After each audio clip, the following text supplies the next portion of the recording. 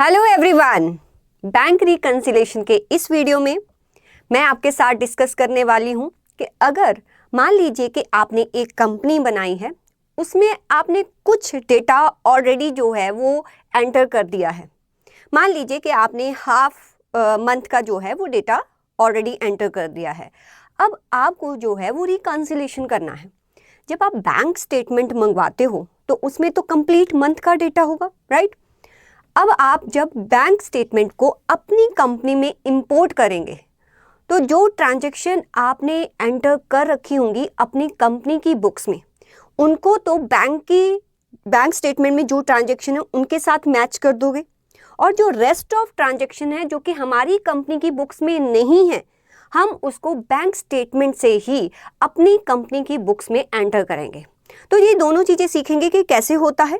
पहले क्या होता था कि हमें मैन्युअली सारा करना पड़ता था, बट अब क्या है 6.0 आने से हम बैंक स्टेटमेंट को इंपोर्ट करके काफ़ी कह लो कि विद इन मिनट्स ये सारा काम कर सकते हैं। तो ये सीखने वाले हैं, मुझे ज़्यादा टाइम लगेगा बिकॉज यहाँ पर मुझे हर स्टेप के बारे में आपको बताना भी है कि ये स्टेप हम क्यों करते हैं। चलिए स्टार्ट करते हैं। मेरे पास एक कंपनी है जिसमें मैंने ऑलरेडी कुछ डेटा जो है वो स्टोर कर रखा है। जब मैं इसका डे बुक देखती हूँ, डे बुक में मुझे सारी ट्रांजैक्शंस देखनी है। मैं ऑल्ट F2 करती हूँ। यहाँ पर मुझे मार्च का डेटा है, सपोज मेरे पास, मैं कंप्लीट मार्च का डेटा यहाँ पर देखती हूँ। तो मेरे पास जो है वो 1 मार्च से लेके 31 मार्च तक कुछ ट्रांजैक्शंस जो हैं मैंने रिकॉर्ड कर रखी हैं। ओके, अल्टीमेटली तो एक डेप्रिसिएशन की ट्रांजैक्शन है, बाकी जो है हमारी सारी की सारी जो है 1 से लेके 14 तक है, 14 मार्च तक ही ट्रांजैक्शंस है। अब हमें जो है बैंक स्टेटमेंट को इंपोर्ट करना है। पहले बैंक स्टेटमेंट भी हम देख लेते हैं कि बैंक स्टेटमेंट में हमारे कौन सा डेटा है। तो जैसे ही मैं बैंक स्टेटमेंट अपना ओपन करती हूँ, आप अपना बैंक स्टेटमेंट CSV फॉर्मेट या एक्सेल फॉर्मेट या PDF फॉर्मेट में जो है वो इंपोर्ट कर सकते हो अपने इंटरनेट बैंकिंग पर जाकर। तो ये सारी डेट्स हैं, मैं डेट्स का कॉलम थोड़ा सा बड़ा कर देती हूँ। तो अगर ध्यान से देखें तो 1 से लेके यहाँ पर 31 मार्च तक मेरे पास कंप्लीट डेटा है। कुछ अमाउंट डेबिट हुआ है, कुछ क्रेडिट हुआ है। अब आप एक बात ध्यान में रखेंगे कि जब भी आप अपने बैंक को रिकंसाइल कर रहे हो, तो अगर मैं मार्च के डेटा को रिकंसाइल कर रही हूँ तो मार्च का जो ओपनिंग बैलेंस होना चाहिए मेरी कंपनी की बुक्स में और मेरी बैंक स्टेटमेंट में वो सेम होना चाहिए, अदरवाइज आप रिकंसिलेशन नहीं कर पाएंगे। तो अगर मैं बैंक के लेजर में जाकर ये देखती हूँ, कैसे देखेंगे आप? डिस्प्ले मोर रिपोर्ट में जाएंगे, आप यहाँ पर अकाउंट्स बुक्स में जाएंगे और लेजर में जाएंगे, जहाँ आप ऑल्ट G करके डायरेक्टली एक्सिस बैंक में भी जा सकते हैं। तो एक्सिस बैंक जैसे ही मैंने एंटर किया तो मुझे ये बता रहा है कि इसका ओपनिंग बैलेंस जो है वो 3,53,291 है। मैं थोड़ा सा स्क्रीन से इधर हो जाती हूँ सो दैट कि आपको क्लियरली दिखाई दे। तो this is the opening balance, और यहाँ पर आपका जो डेबिट का करंट टोटल है एंड क्रेडिट का करंट टोटल है and what is the closing balance. First of all तो आपको ये मैच करना है कि जो इसका ओपनिंग बैलेंस है क्या मेरी बैंक स्टेटमेंट का भी वो ओपनिंग बैलेंस है। कुछ स्टेटमेंट्स देखो ऐसी होती हैं कि यहाँ पर ओपनिंग बैलेंस दिया होता है, अगर नहीं भी दिया हुआ है तो जो भी यहाँ पर बैलेंस दिख रहा है, इतना अमाउंट 1 मार्च को डेबिट हुआ है, तो आप इस अमाउंट में ये वाला अमाउंट प्लस कर दीजिए, देन आपको ओपनिंग बैलेंस मिल जाएगा। तो अगर ये आपकी कंपनी की बुक्स से मैच कर रहा है then it's good to go, तो आप रिकंसिलेशन करना स्टार्ट कर सकते हो, अदरवाइज आपको इसके रीजंस देखने पड़ेंगे। अब मेरे यहाँ पर जो है ओपनिंग बैलेंस मैच कर रहा है, मैं इस बैंक स्टेटमेंट को इंपोर्ट कर लेती हूँ। अब इंपोर्ट कैसे करना है वैसे तो लास्ट क्लासेस में मैंने आपको बता ही दिया है, बट स्टिल यहाँ पर हम क्या करेंगे, मैं बाहर आ जाती हूँ, यहाँ से इंपोर्ट पर जाएंगे। इंपोर्ट पर मुझे क्या इंपोर्ट करना है, बैंक स्टेटमेंट पर आप क्लिक करेंगे। जैसे ही आप इस पर एंटर करेंगे वो आपसे इंफॉर्मेशन पूछेगा, तो यहाँ पर वो अपने आप आपके कंपनी में जितने भी बैंक अकाउंट्स होंगे सभी की लिस्ट इधर आ जाएगी। अभी मेरी कंपनी में सिर्फ एक ही बैंक अकाउंट है तो एक ही बैंक अकाउंट नज़र आ रहा है। तो आपको जिसका भी रिकंसिलेशन बैंक अकाउंट का करना है, आप यहाँ से उसी का लेजर चूज़ करेंगे। तो मैं एक्सिस का चूज़ कर रही हूँ, राइट। फिर उसका पाथ जो है, ये जो फाइल है इसको हमने जो इंपोर्ट करना है इससे रिलेटेड बैंक स्टेटमेंट वो कहाँ पर पड़ा होगा, तो वो आपको यहाँ पर स्पेसिफाई कर दीजिए। जस्ट सिलेक्ट फ्रॉम ड्राइव कर दीजिए। मैं सिलेक्ट फ्रॉम ड्राइव कर रही हूँ। सी ड्राइव में मेरे बैंक स्टेटमेंट के फोल्डर में जो है वो स्टेटमेंट मैंने सेव कर रखी है। तो यहाँ पर bank statement, let me check, यहाँ ऊपर ही है। यहाँ से मैंने ये सिलेक्ट कर लिया और एंटर कर दिया। तो आपको वही पाथ देना है, यहाँ पर आपने अपनी बैंक स्टेटमेंट को सेव कर रखा होगा। अब मेरी बैंक स्टेटमेंट का फॉर्मेट क्या है, CSV है। अगर आप स्पोर्टेड भी लोगे तो वो ऑटोमेटिकली उसको रिकॉग्नाइज कर लेगा। एंटर करने के बाद यहाँ पर आपको बैंक स्टेटमेंट दिख रही होगी, आप इसको एंटर कर देंगे। Show preview, yes, enter, enter. अब आपकी बैंक स्टेटमेंट यहाँ पर इंपोर्ट होनी स्टार्ट हो जाएगी। जितने भी उसमें ट्रांजैक्शंस होंगे वो यहाँ पर इंपोर्ट हो जाएंगे और थोड़ा सा टाइम लगेगा, डिपेंड अपॉन के क्या सिस्टम की स्पीड है। और देखिए आपके सामने से सारा बैंक स्टेटमेंट आ जाएगा। तो वो आपसे पूछेगा कि आपके यहाँ पर 49 टोटल एंट्रीज हैं, राइट, और last date of this statement है दैट इज द 31 मार्च। तो आपको इंपोर्ट करना है, यस, हम इंपोर्ट पर क्लिक कर देते हैं। तो यहाँ पर वो बताएगा कि 49 जो ट्रांजैक्शंस हैं इंपोर्ट हो चुकी हैं 1 मार्च से लेके 31 मार्च तक। और बैंक रिकंसिलेशन समरी पर जैसे ही आप क्लिक करेंगे तो यहाँ पर आपको वो दिखाएगा। अगर कोई ओपनिंग बैंक रिकंसिलेशन आपने की होगी तो वो यहाँ पर दिखाएगा, अगर नहीं है तो उसको ब्लैंक शो करेगा। अब करंट पीरियड जो कि मेरा 1 मार्च से लेके 31 मार्च है, उसमें वो बता रहा है कि 64 जो है वो टोटल ट्रांजेक्शन्स हैं जो कि अनरिकंसाइल्ड है। और स्टार्ट कहाँ से किया, 1 अप्रैल से जो भी अनरिकंसाइल्ड ट्रांजेक्शन पड़ी होगी उन सबको काउंट करके वो बता रहा है टोटल 64। टोटल 64 कैसे होगा कि जो भी इसकी जो रिकंसाइल नहीं हुई है ट्रांजेक्शन इसके साथ और इसकी जो इसके साथ रिकंसाइल नहीं हुई है, जो इतनी भी अनरिकंसाइल्ड है उनका टोटल है 64 और उनका जो बैलेंसेस है वो जहाँ पर बता रहा है। अब हमने क्या करना है आपको, अच्छा नीचे आकर देखो, अवेलेबल ओनली इन बुक्स। ऐसी 14 ट्रांजैक्शंस है जो सिर्फ और सिर्फ उसको कहाँ दिखाई दे रही हैं, आपकी बुक्स में, और एक ट्रांजैक्शन है जो डिपॉजिट की बुक्स में है जो रिकंसाइल नहीं हुई। ऐसे ही बैंक स्टेटमेंट में भी डिपॉजिट्स हैं टोटल 7 और विड्रॉल्स है 42 जो कि रिकंसाइल्ड आपस में नहीं है। अब इसको रिकंसिलेशन हमने कैसे करना है, आप जस्ट यहाँ पर आपका कर्सर पड़ा होना चाहिए, ठीक है। इसको रिकंसाइल करना ना करंट पीरियड को, तो यहाँ पर अपना कर्सर एरो से लेके आइए आगे। आप इस सेक्शन में आपको आना है। देन आपने क्या प्रेस करना, एंटर। जैसे ही आप एंटर प्रेस करोगे ना, जो तो उसको मैच मिलेंगे वो तो ऑटोमेटिकली मैच कर देगा। मेरे केस में उसने कोई ट्रांजैक्शन मैच नहीं की। उसका रीज़न मैं आपको बताती हूँ कि जो मैंने एंट्री पास की है ना, जो भी यहाँ पर एंट्री पास की है, जबकि आप देख सकते हो कि यहाँ पर जो है ट्रांजैक्शन का अमाउंट जो है 2056 है। और किस डेट की ट्रांजैक्शन है, 1 मार्च की। 1 मार्च को 2056 के है, पर फिर भी उसने मैच क्यों नहीं किया। रीज़न ये है कि जो इसका नरेशन होगा ना वो उसको इसमें कहीं मिला ही नहीं। अगर आपका नरेशन जो है, आपने जो अपनी बुक्स में एंट्रीज डाली हुई हैं, पोस्ट की हुई हैं, अगर उसके साथ मैच हो जाएगा तो वो जो भी मैचेस होंगे वो ऑटोमेटिकली यहाँ तक दिखाएगा कि ये अमाउंट सारी मैच हो गई। मेरे केस में कुछ भी मैच नहीं हो रहा, तो इसलिए ऊपर जो आ रहा है वो ट्रांजैक्शन है जो मेरी बुक्स में है, नीचे वो ट्रांजैक्शन है जो मेरी बैंक स्टेटमेंट में है, राइट। अब मुझे मैच कैसे करना है इन सबको, अब मैं यहाँ पर इसको इंस्ट्रक्शन दूंगी कि जो भी इसको पोटेंशियल मैच लग रहे हैं ना उसको वो मैच कर दे उन ट्रांजैक्शन को। तो यहाँ पर आप देखो एक ऑप्शन है, चाहे आप Alt+S कर दीजिए, यहाँ पर क्लिक कीजिए पोटेंशियल मैचेस। जैसे ही मैं पोटेंशियल मैचेस पर क्लिक करती हूँ तो जो जो उसको लगता है अमाउंट के बेसिस पर, जहाँ अमाउंट मैच होगी, क्योंकि नरेशन तो मैच नहीं हो रही थी। अगर नरेशन मैच होती है तो पहले से ही वो ऐसे दिखाता है। अगर नरेशन मैच नहीं हो रही है फिर हमें पोटेंशियल मैच पर क्लिक करना पड़ता है। तो वो अब बताएगा कि ये वाला अमाउंट जो मैच हो रहा है 1 मार्च आपके बैंक स्टेटमेंट की इस अमाउंट से मैच हो रहा है। उसने रिकंसाइल नहीं किया, अभी सिर्फ मैच दिखा रहा है। ऐसे वो दिखाएगा ये वाला अमाउंट और ये वाला अमाउंट, ठीक है। ऐसे ही ये वाला, ये देखो सारे उसको मैच जो है लग रहे हैं।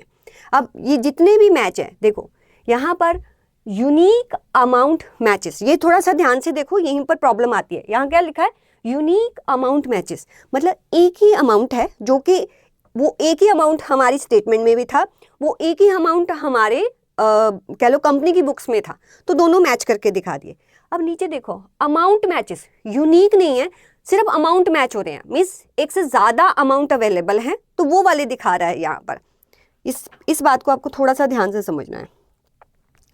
जैसे उसने कहा अमाउंट मैचेस में जो ऊपर है, यहाँ पर अगर मैं नीचे थोड़ा सा ये देखो कैश। अब कैश जो है, कैश का यहाँ पर कॉन्ट्रा एंट्री मैंने अपनी बुक्स में भी किया हुआ है। किस डेट को? 2 मार्च को किया हुआ है, राइट। कितने का? 10,000 का। वो कह रहा है इसके साथ ना ये सब कुछ मैच हो रहा है, ये सारी ट्रांजेक्शन्स मैच हो रही हैं, मतलब नंबर ऑफ जो ट्रांजेक्शन है वो यहाँ पर आ रही हैं। अब क्वेश्चन ये अराइज होता है, तो इसको किसके साथ मैच करूँ? इस 10,000 को किसी भी 10,000 के साथ मैच कर दूँ? जब एक्चुअल में हम रिकन्सिलिएशन करते हैं ना, ऐसा बहुत बार आता है कि एक अमाउंट जो होती है वो हमारी बैंक स्टेटमेंट की बहुत सारी डेट्स पे वो अमाउंट आ रही होती है, तो किसके साथ मैच करना? हमेशा जब भी मैं अपने कह लो कि ट्रेनीज़ को कोई बैंक स्टेटमेंट देती हूँ ना, वो किसी भी अमाउंट के साथ मैच कर देते हैं। बट आप ध्यान रखेंगे, अगर आपको कभी भी ऐसा केस मिलता है ना, तो ये 3 मार्च का है, तो आप 3 मार्च के साथ ही इसको मैच करेंगे, राइट। ऐसा नहीं किसी के साथ भी मैच कर देना है, राइट। ऐसे ही मैं आपको एक और अमाउंट दिखाती हूँ। जैसे आप इंश्योरेंस की बात करते हैं, इंश्योरेंस चार्जेस, यहाँ पर अगर मैं इंश्योरेंस चार्जेस की बात करूँ 20,000, अब इसको 20,000 ना 2 टाइम्स मिल रहा है, बट मुझे ये पता है ये इंश्योरेंस चार्जेस जो है आईसीआईसी के हैं, ऐसा नहीं है आंखें बंद करके किसी के साथ भी मैच। अब देखो वो ट्रांजैक्शन किसके साथ मैच हो रही है, तो उसके साथ ही मैच करना है। और नीचे आते हैं हम, फिर देखो वो कैश मिल रहा है। अब देखो ये कैश जो है 8 मार्च को है, अब 3 मार्च वाला तो ऊपर था, अब इसको आप मैच करेंगे इस वाले के साथ, ठीक है। तो ये थोड़ा सा आपने ध्यान रखना है। चलो अब मैच कैसे करने हैं वो मैं आपको पहले बता दूं। जब भी आप यहाँ पर आएंगे, अगर जो भी यूनिक अमाउंट मैच हो रही हैं, अगर मैं स्पेस बार प्रेस करके उस अमाउंट पर आती हूँ, जैसे ये वाली यूनिक थी, तो मैं इनको स्पेस बार प्रेस करके अगर यहाँ पर आऊँ तो ये सारी की सारी अमाउंट जो है मेरी सिलेक्ट हो जाएंगी। पहले आपको अमाउंट सेलेक्ट करनी है, फिर उसके बाद यहाँ पर देखो एक बटन है F8 रिकनसाइल का, थोड़ा ध्यान से देखो, यहाँ से देखो, ये है F8 रिकनसाइल, यहाँ पर क्लिक कर दो, ठीक है। यहाँ आप F8 प्रेस कर दो, दोनों में ही रिकनसाइल हो जाएगा। तो यहाँ से मैं F8 प्रेस कर देती हूँ, तो वो वाली जो अमाउंट थी जो यूनिक थी, ठीक है, वो सारी की सारी मैच हो गई हैं। अब यहाँ पर वो अमाउंट्स रह गई हैं जिसमें मल्टीपल मैचेस है, उनको हमने मैच करना है। अब जैसे ये वाला है, अगर मैं कैश की बात करूँ, अगर मैं इसको इसके साथ मैच करना चाहती हूँ, राइट, तो आपको ये वाला सिलेक्ट कर लेना है। इंश्योरेंस 4 मार्च का है, आईसीआईसी का है, इसके साथ सिलेक्ट कर लेना है। और ये एसबीआई फ्लेक्सी है, ये इसको इसके साथ सिलेक्ट करना है। तो आपको देखना पड़ेगा कौन सा किसके साथ मैच हो रहा है। अब ये कैश जो है ना, अब अगर आप देखो तो अब ये ऑलरेडी ऊपर सेलेक्ट है ना, तो इसको दोबारा सेलेक्ट नहीं करना, अब आपको 8 मार्च वाला जो है वो सिलेक्ट करना है। प्रोफेशनल फीस 8 मार्च की है बट बहुत बार आ रही है। अगर आप प्रोफेशनल फीस देखो, ये वाला तो कैश विड्रॉ है, सिर्फ अमाउंट मैच कर रहा है, बट ये ट्रांजैक्शन इसके साथ नहीं है और ये भी नहीं है, ठीक है। ये वाली ट्रांजैक्शन इसके साथ मैच हो रही है, तो ये ध्यान देना, ऐसे नहीं है कोई भी आप सिलेक्ट कर लो, बाद में ऑप्शन होता है अनलिंक करने का, बट जब आप मैच कर रहे हो ना, आपको ध्यान कब देना पड़ता है, अगर एक अमाउंट के साथ बहुत सारे ट्रांजैक्शन मैच हो रही हैं। हम नीचे आते हैं, जैसे निपोन है, इसके लिए हमारे पास कौन सी ये वाला 10th है, तो इसको मैं मैच कर देती हूँ। ऐसे ही ये कैश है, ये 13 मार्च को विड्रॉ है, तो आप 13 मार्च का ही विड्रॉ देखेंगे एंड बस दैट्स इट। और यहाँ पर सेम वैसा ही, आप पहले मैच सेलेक्ट कर दिया आपने और यहाँ पर आप F8 प्रेस कर दीजिए तो रिकनसाइल हो जाएगा, ठीक है। अब मैं एस्केप करके बाहर आ जाती हूँ। तो अब थोड़ा सा ध्यान में देखना, अवेलेबल, अब ऐसी ट्रांजैक्शन जो सिर्फ और सिर्फ बुक्स में अवेलेबल है, अनरिकनसाइल्ड कुछ नहीं आ रही क्योंकि मैंने सारी मैच कर दी, ठीक है। और जो अनरिकनसाइल्ड है टोटल कितनी है 34। ये 34 ट्रांजैक्शन जो रिकनसाइल नहीं हुई हैं, ये कहाँ एग्जिस्ट कर रही हैं, मेरी बुक्स में तो नहीं है, राइट। वो कहाँ पर अवेलेबल है, ओनली इन बैंक्स। तो बैंक में डिपॉजिट 6 है जो अनरिकनसाइल्ड है एंड विड्रॉल्स हैं 28, और 28 + 6 टोटल हो गया आपका 34, राइट। अब ये वाली ट्रांजैक्शन जो मेरी बुक्स में है ही नहीं, अब हम अपनी बैंक स्टेटमेंट से ही अपनी बुक्स में इनको एंटर करेंगे, राइट। तो दोबारा से इन 34 पर आ जाते हैं। अगर आपको अपना जो भी मैच हो चुका है वो देखना है तो उसको भी आप देख सकते हैं, वो मैं बाद में दिखाती हूँ। पहले मैं ये 34 सारी जो है ट्रांजेक्शन आपको दिखा देती हूँ। अच्छा, वी रिकनसाइल दिखाई दूँ? यहाँ पर देखो, ये है वी रिकनसाइल, जो आपने रिकनसाइल कर दिया था। F5 प्रेस कर दो, जहाँ इस पर क्लिक कर दो, तो मार्च में मेरी जो भी ट्रांजेक्शन रिकनसाइल हो गई हैं, कौन सी ट्रांजेक्शन मेरी बैंक स्टेटमेंट की किस ट्रांजेक्शन के साथ रिकनसाइल मैंने की है, उसका कंप्लीट डिटेल आपको यहाँ पर मिल जाएगा, ठीक है। मैं इससे बाहर आ जाती हूँ और जो 34 ट्रांजेक्शन है उनको रिकनसाइल करके दिखाती हूँ। एंटर करते हैं। अब देखो यहाँ पर नंबर ऑफ ट्रांजेक्शन्स हैं। अगर आप देखो ना, यहाँ पर RD TD ऐसे बहुत सारे मतलब ट्रांजेक्शन्स आ रहे हैं। तो मुझे लगता है कि अगर कोई ट्रांजेक्शन का ऐसी ट्रांजेक्शन्स है जिनमें नरेशन कॉमन है, या कोई ऐसा वर्ड जो कॉमन है, वो एक तरह के ही वाउचर या एक तरह के लेजर्स में आएगा। जैसे अगर 1 by 1 करना चाहो तो वो तो हमें पता है। फॉर एग्जाम्पल ये वाला है, अगर मेरी प्रोफेशनल फ़ीस है तो मैं इसको सिलेक्ट करूँगी। सिलेक्ट करने के बाद यहाँ पर क्रिएट वाउचर में आऊँगी। जैसे ही मैं क्रिएट वाउचर पर क्लिक करती हूँ तो ये किसके साथ आता है, मान लीजिए this is my professional fees. मैं प्रोफेशनल फ़ीस में एंटर कर दूँगी, एंटर एंटर, और ये सारा एंटर एंटर करके नरेशन यहाँ पर आ जाएगी। तो यहाँ से जो है वो ट्रांजेक्शन मेरे रिकनसाइल्ड में चली जाएगी। अब टोटल ट्रांजेक्शन मेरे पास 33 रह जाएंगी। तो ऐसे करके कर सकते हो। अच्छा, अगर सारी ट्रांजेक्शन मान लो कि ये वाली ट्रांजेक्शन्स हैं, शिफ्ट प्रेस करके मैं डाउन एरो करके आती हूँ, तो ये वाली सारी ट्रांजेक्शन मुझे ऐसी लग रही हैं भाई एक ही कह लो कि लेजर के अंदर आएंगी, और इन ट्रांजेक्शन का मैं एक ही वाउचर एंट्री करना चाहती हूँ। क्यों? क्योंकि ये 14 मार्च को है और 14 मार्च को अलग अलग कह लो कि अमाउंट का ये गया है, बट है मेरा इन्वेस्टमेंट ही। तो अगर आपने एक कंसोलिडेटेड वाउचर क्रिएट करना है तो पहले उन सारी ट्रांजेक्शन्स को आप सिलेक्ट कर लो। कैसे सिलेक्ट किया? स्पेस बार प्रेस करके, ठीक है। शिफ्ट से एरो की से आपने नीचे को किया तो सारी ट्रांजेक्शन आपकी सिलेक्ट हो गई। यहाँ पर क्रिएट वाउचर, जब मल्टी वाउचर है ना, उसी के साथ एक एरो है, उस एरो पर क्लिक करेंगे आप। जैसे ही आप उस एरो पर क्लिक करेंगे ना, तो यहाँ आएगा क्रिएट वाउचर कंसोलिडेटेड, तो इस पर क्लिक करना है आपने। तो अब सारी अमाउंट कंसोलिडेट हो जाएगी, ठीक है। तो यहाँ पर मान लीजिए दिस इज़ माय इन्वेस्टमेंट। मेरे पास इन्वेस्टमेंट का है कि नहीं मुझे पता नहीं है। लेट मी चेक कि इन्वेस्टमेंट है कि नहीं। चलिए, इन्वेस्टमेंट नहीं है तो क्रिएट कर लेते हैं। तो this is the investment, right. और इन्वेस्टमेंट किस में आती है? फिक्स्ड एसेट्स में। जहाँ इन्वेस्टमेंट नाम का अगर है तो उसमें कर लेते हैं हम। Yes, there is investment, right. And control A कर दिया हमने, और कंट्रोल ए कर देते हैं। तो ये सारी ट्रांजेक्शन, अब देखो वहाँ पर 27 रही, यहाँ पर 27 रह गई, क्योंकि वो वाली मैंने कंसोलिडेटेड एक ही वाउचर एंट्री कर दी है। ऐसे करके आप और भी ट्रांजेक्शन फिर आपको ना फाइंड आउट करना पड़ेगा। फॉर एग्जांपल जो ये कैश है, ATM कैश, राइट, ये सारे के सारे कॉन्ट्रा है। तो मुझे लगता है कि इनको एक साथ ही मैं जो है कॉन्ट्रा में बैंक में जो है कर सकती हूँ, कह लो कि पोस्ट कर सकती हूँ। बट बिकॉज ये अलग अलग डेट में है तो अलग अलग डेट में ही पोस्ट होने चाहिए। सबसे पहले मैं क्या करूँगी, या तो मेरे पास क्या ऑप्शन है कि मैं सारी ट्रांजेक्शन को ऐसे फाइंड आउट करूँ और स्पेस बार प्रेस कर दूँ, ये ऑप्शन है। सेकंड ऑप्शन मेरे पास क्या है, मैं यहाँ पर फिल्टर अप्लाई करूँ। तो यहाँ पर देखिए अप्लाई फिल्टर, कोई यूनिक वर्ड है अगर आपकी ट्रांजेक्शन्स में तो आप वहाँ पर फिल्टर लगा सकते हो। तो यहाँ पर जैसे ही मैंने या तो कंट्रोल F प्रेस कीजिए या आप अप्लाई फिल्टर कीजिए। जैसे मैं अप्लाई फिल्टर करती हूँ, मान लीजिए यहाँ पर है यूनिक जो है वो ATM है, एंटर। तो वो सारी की सारी वो जो ट्रांजेक्शन है, ठीक है, एक साथ ले आएगा। बिकॉज ये अलग अलग डेट्स में हो रही है, दैट्स वाई आपको कंसोलिडेटेड नहीं बनाना है इसका। अगर एक ही डेट पे है तो कंसोलिडेटेड आप बना सकते हो। अब यहाँ पर कंट्रोल स्पेस बार प्रेस करके, क्या कंट्रोल स्पेस बार प्रेस करके आप सारी ट्रांजेक्शन्स को सिलेक्ट कर सकते हो और क्रिएट वाउचर्स, यहाँ से क्रिएट वाउचर करेंगे। या तो 1 by 1 करके बताओ कि किस में जाएगा, ठीक है। ये कैश में जाएगा तो आप बैक स्पेस पर ऊपर जाएंगे, ठीक है, यहाँ पर आपके कॉमन लेजर में। यहाँ पर आके जैसे ही मैं कैश लिखती हूँ, एंटर करती हूँ, ठीक है, और कंट्रोल A प्रेस कर देती हूँ, तो वो बताएगा कि इससे सारी की सारी जितनी भी एंट्रीज हैं वो कैश में जाएंगी और मार्क एज रेगुलर कर दीजिए एंड रिकनसाइल। Yes, right. और अब हम बैक जाते हैं। तो अब हमारे पास कितनी रह गई, 23 ट्रांजेक्शन्स रह गई हैं।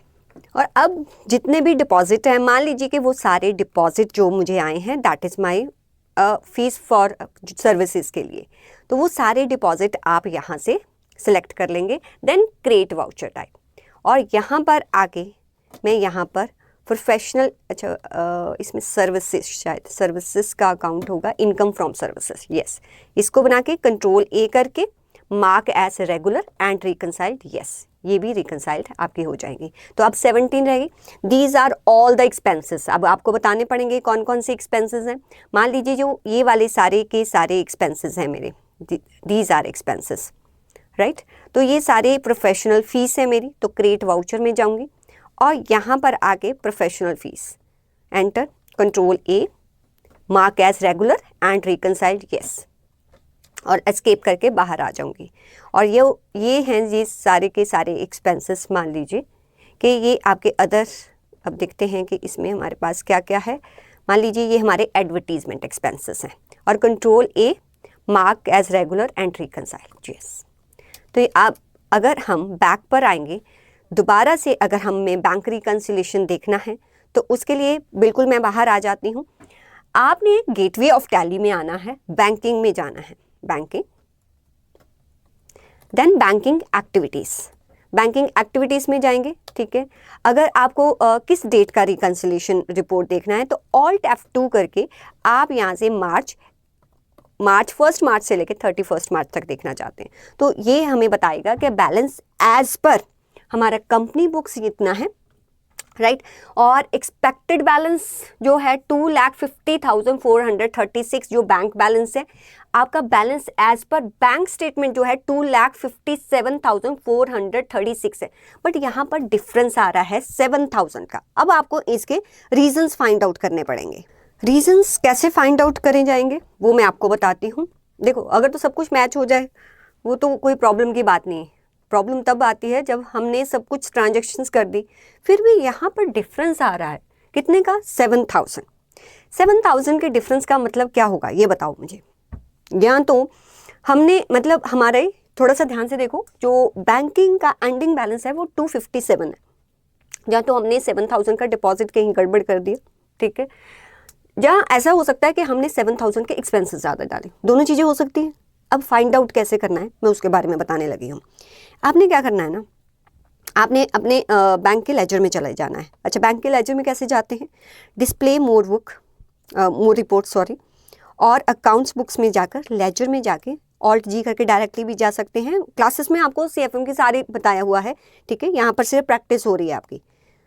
और यहाँ पर जब आप आ जाते हो ना तो आपने यहाँ पर देखना है, देखो हमारा ओपनिंग बैलेंस तो करेक्ट था, ये तो हमें पता है, ये तो हमने देख भी लिया था। यहाँ पर हमने देखना है कि ये हमारे डिपॉजिट्स हैं 30,97,000 इतने, और ये हैं टोटल हमारे, व्हाट इज दिस, ये है हमारे टोटल एक्सपेंसेस। अब हमने देखना है कि जो स्टेटमेंट है उसमें भी एक्सपेंसेस और डिपॉजिट इतने ही हैं।